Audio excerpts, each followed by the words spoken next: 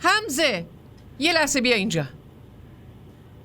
بله مادر بزرگ. بیا این حاله رو بردار ببرش پیش دکتر. نمیدونم چه دردی به جونش افتاده، وگرنه داروهای من که میدونید چه تاثیر جادویی دارن. نه مامان بزرگ، من خوبم.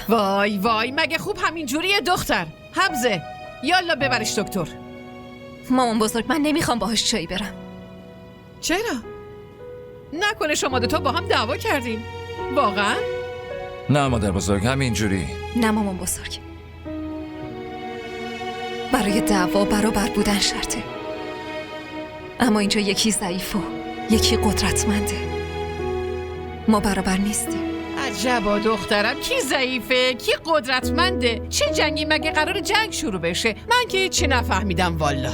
نه مامان بزرگ، اون داره همینجوری میگه. حالا این حرفا رو ولش کن پسر جون. برو دست زن تو بگیر ببرش دکتر. خدا رو شکر عمه که درمان خانگیتون تموم شد. من از اولم گفتم بریم دکتر. آخه دختره تا کی این همه درد و تحمل میکنه؟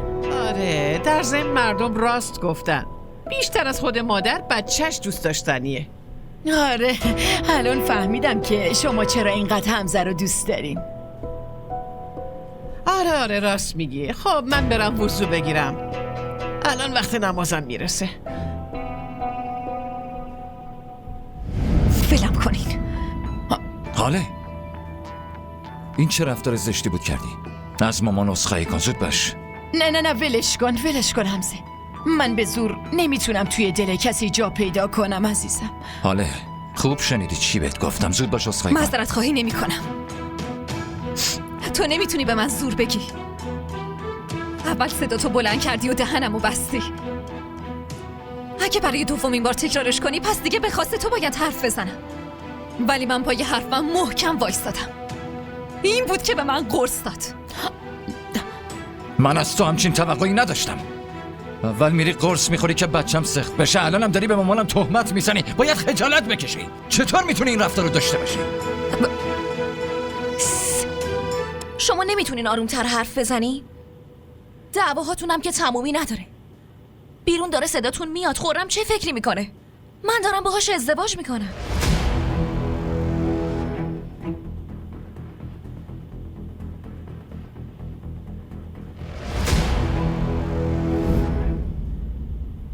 مامان بزرگ، اگه شما بیاین بیرون و باهاتون احوال پرسی کنه خیلی خوب میشه.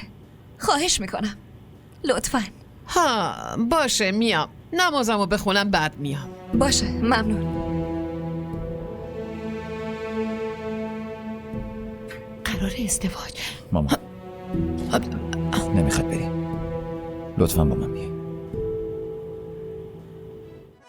همراه ما باشید و فراموش نکنید که سابسکرایب کنید تا بهترین سریال ها را با دوبله فارسی از تلویزیون DDTV تماشا کنید.